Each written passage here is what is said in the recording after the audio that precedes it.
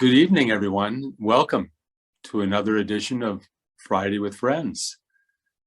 Today, my good friend that I see every year, except not this past year, which is kind of the basis of what we're going to go into. And while you're here, let's go into the real thing. Do I pronounce your name? The correct pronunciation of your first name is Loes? Loes, yeah. Loes, yes. From Suriname.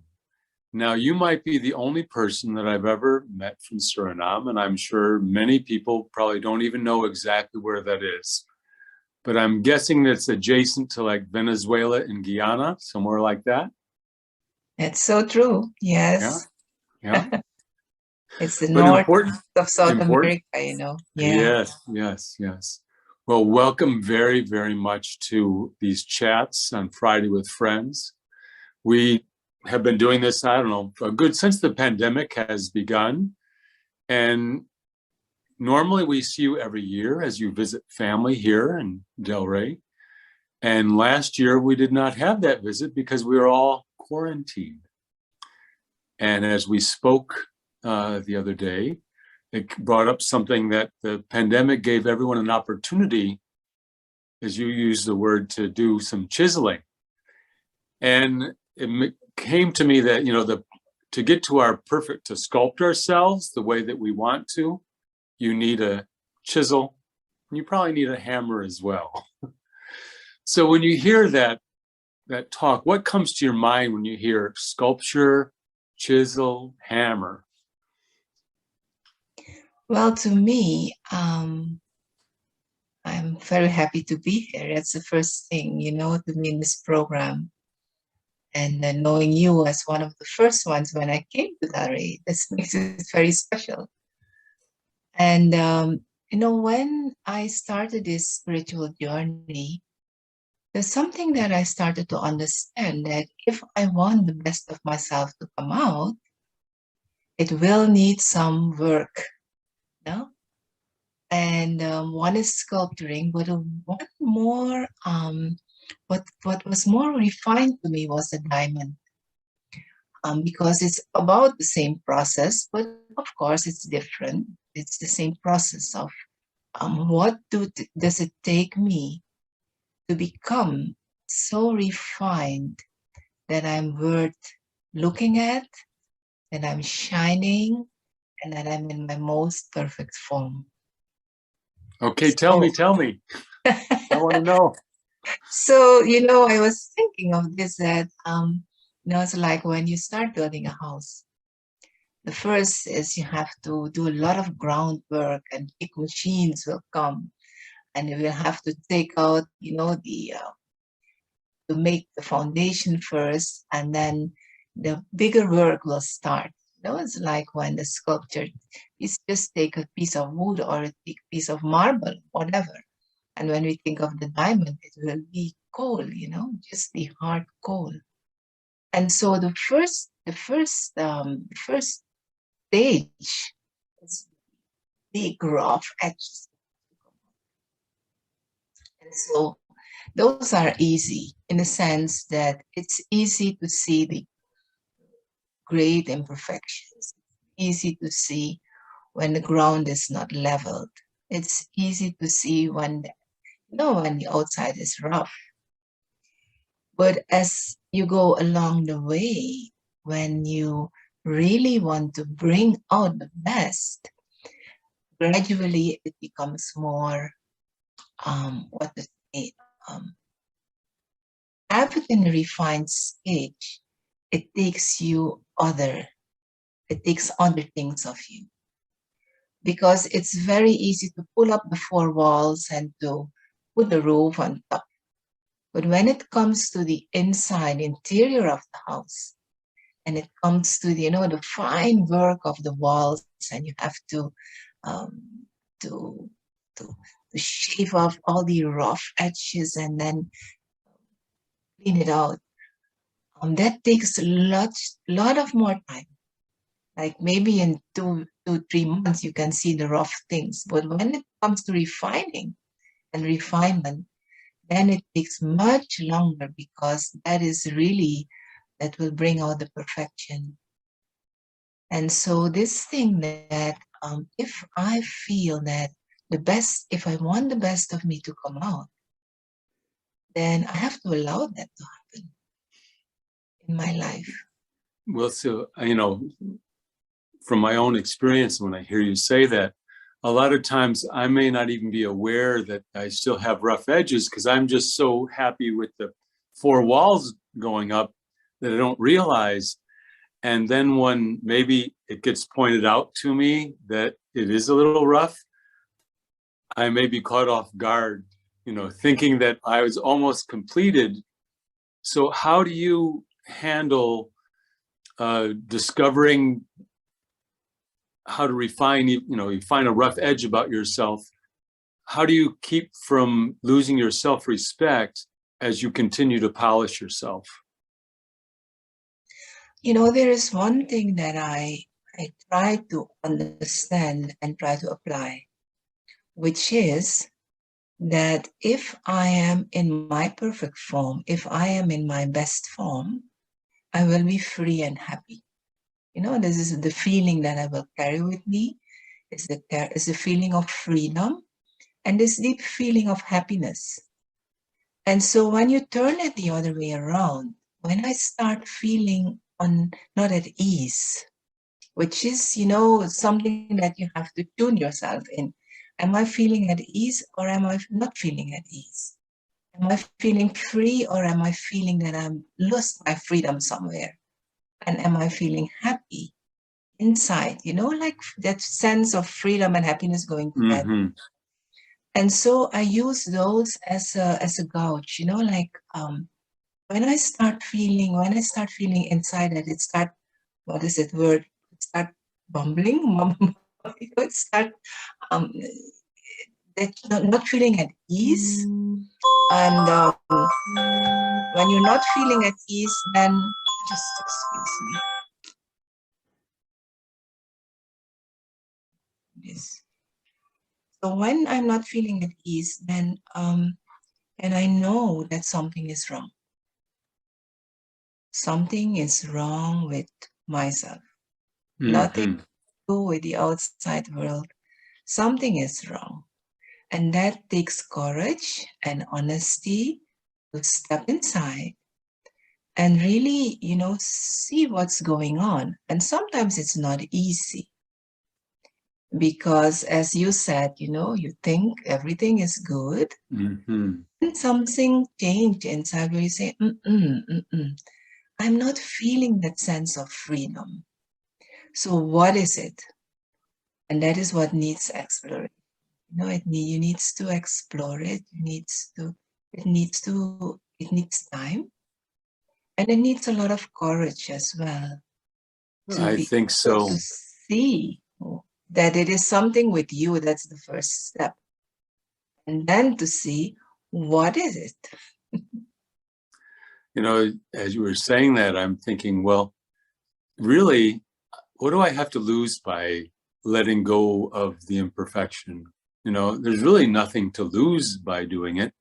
I'm just not used to it, or why do I judge myself? Why does it take courage to overcome something that I should be happy to let go of? Do you have any, from your own experience, the things that you normally think take courage, if it's just like I'm trying to, well, for instance, go back to the sculpture metaphor, that Michelangelo, the famous saying is that probably the best sculpture I've ever seen is the statue of David. Mm-hmm. It's just really perfection. And yet someone asked him how he did it. He says, oh, it was always there. I just chipped off the pieces that were unnecessary. Yeah.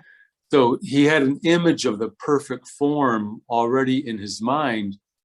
And that sounds very good to me. Yet I find sometimes that as I chip away, or I find myself as I'm chipping, my chipping might be going to someone else's space and kind of give them a little bruise. Then I'm not so at ease. What are some of the things that you tell yourself of how to kind of keep your head up, how not to judge yourself harshly. Yeah. See, this, as you just said this morning, it dawned to me that one of the things is that you have to keep your image in front of you so that you know what has to go and when. The when is the, I think the when is the question, because you never know when it will happen.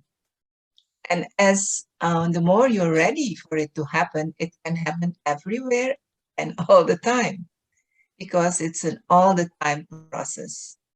And so I think, and that's so true, that I really need to keep that image in front of me. Mm-hmm. Keep that image in front of me. And if that image to me is very clear, like when a sculptor makes something, they become very silent, very focused. And whatever they imagine, whatever is in their vision, they will try to materialize that. And the clearer it is in their vision, the easier it becomes for them to know when, where to use the hammer, where to chisel, and where to just, use the sandpaper. And I think that is the process, that you have to keep yourself very focused on, this is what I want to be. Mm-hmm. Because you can also say, I don't want this, I don't want this, but then it becomes more difficult. This is what I want, this is what I want. And it's the same thing in the kitchen when you do the cooking, If you have an idea of what you want and you're focused on that, you don't have to think of what you don't want to cook. Isn't That's it? true. That makes it so much easier. You don't have to. So, something you said, I'm going to really think about. It's, we know what the what is.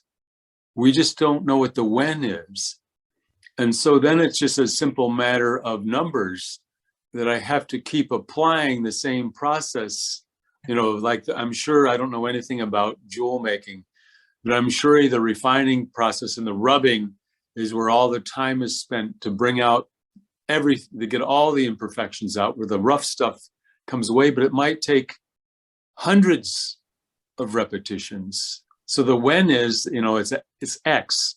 It's Yes. X number that I don't know. My job is simply to keep doing it. That's the thing. And I do believe, out of my own experience as well, that stay focused, stay committed, and be consistent. You see, this I feel is a formula that really brings you where you have to be. And things will not always go as you want them to be. But I start understanding more and more that things come your way because that is how they need to be. You see? And that is what you need in your process for your refining of, that image, or that creating that diamond. And the diamond, it really needs to go through hard pressure. If there is no pressure, the diamond can come out of the coal. And then all these, facets to be, this is such a fine, very refined process to bring out the beauty. And then when the beauty is there, the more facets, the finer it is, the more it shines, And it's just, then it's reflecting, and then more, then it, as you said earlier, it becomes something that people like to look at. Yes. So it's what we want more than anything else, I think, from one another as humans, is some type of validation and recognition. Yeah. And what could be more recognition than to be attractive? Yes. And attractive in this way that you're just shining as a jewel, like a shining jewel. Yeah. Wonderful. You see, and I was thinking also, Craig, that I was thinking of, there is this relationship between that and friendship too. And I was just thinking that, what is it that I validate in a friend? It is the values that I value. It is the virtues that I value. Mm-hmm. And so the more, I give myself that space for that process of refinement and staying focused and committed, the more I will be able to bring out the beauty which connects me to others Mm. who, who are going through the same process, who are bringing out the same pure virtues, and who keep that same, like what they say, friends are those who have the same,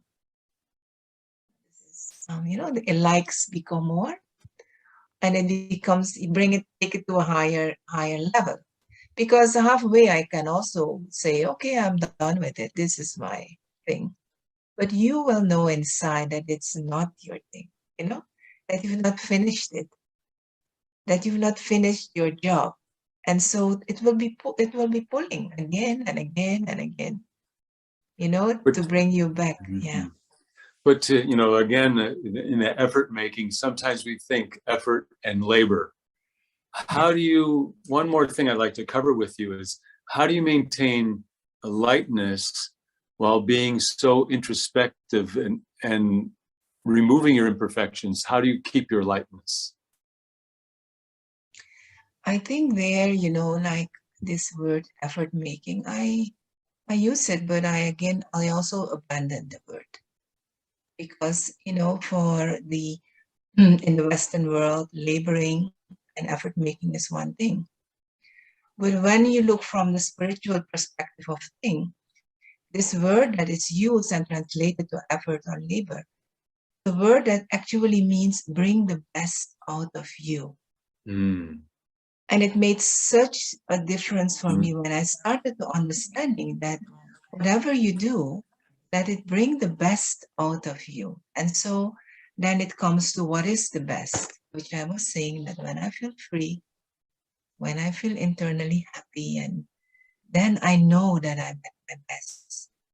And when I labor and when I start feeling that it's hard working, then I know that I'm not on the right track to bring out the best. So I think this where also lightness comes in. Mm-hmm.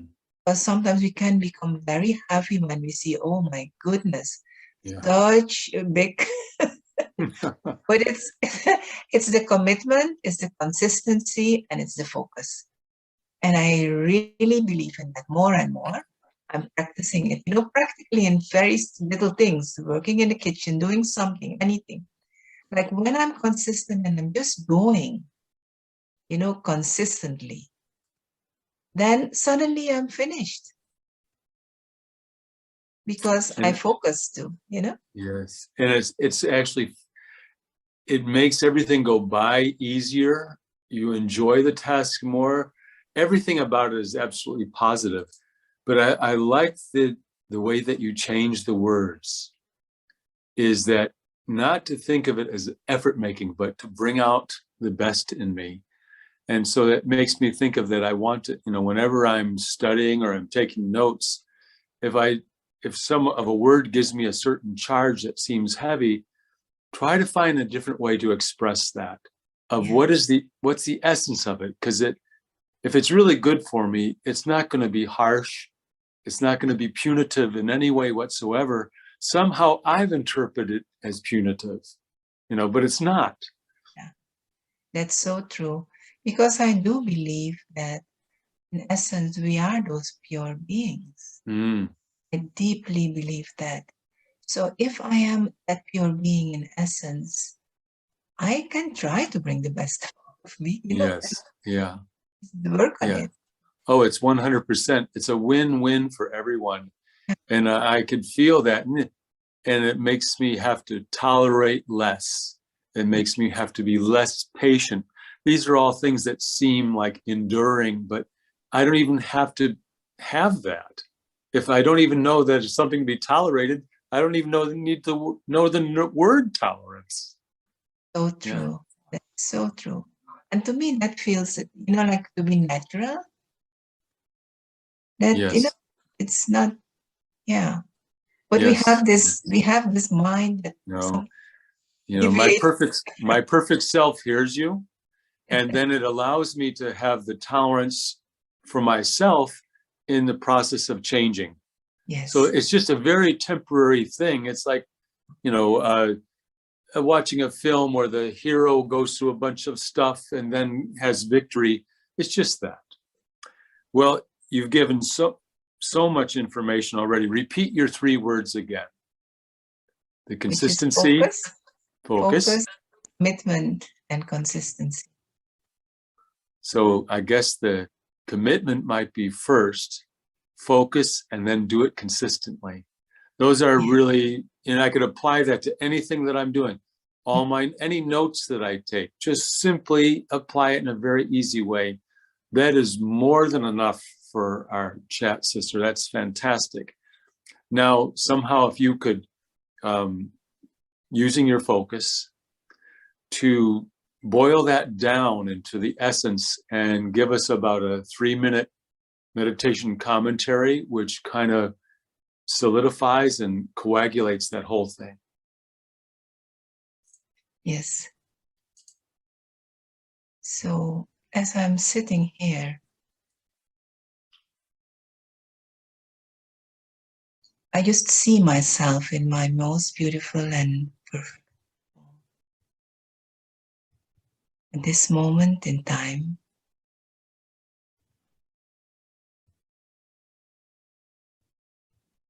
and I keep that in front of me. Just for today. What is it I want to achieve? What is it that I want to give life today?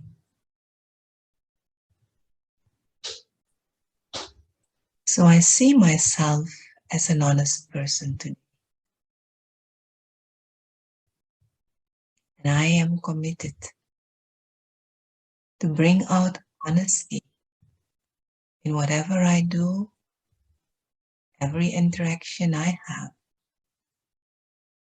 and to be honest with myself first.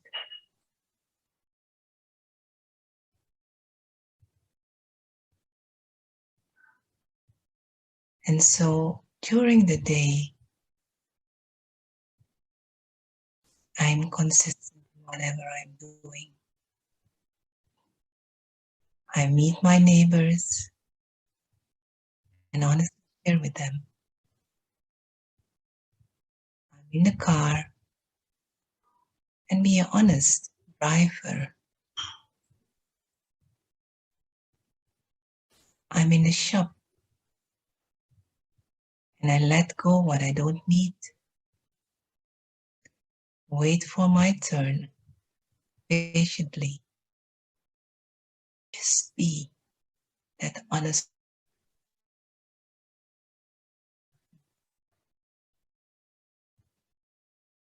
As I use this virtue of honesty,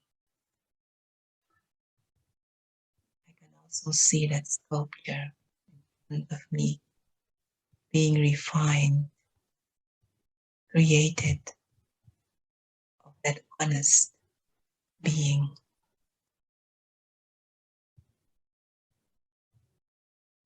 Consistently committed, creating what I want.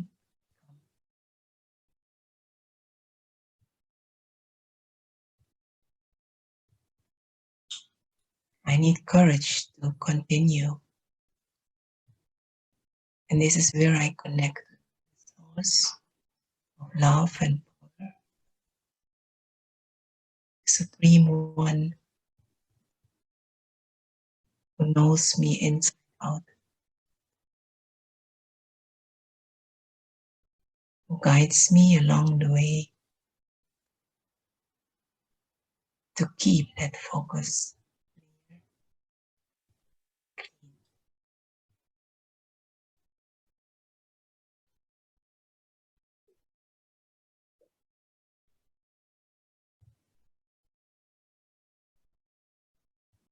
Shanti.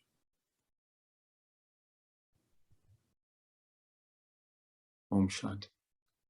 Thank you very much. It's my pleasure. Thank you for being committed to your honesty and sharing that. You know, it's felt, because something that's true, it penetrates everything. You know, a little bit of light penetrates all darkness, just like honesty just shines onto itself. And very practical. Thank you, sister, for the practical application. Thank you very much. Thank And you. I'll see you again soon. So Yes. nice to have you. Bye, Same. everyone.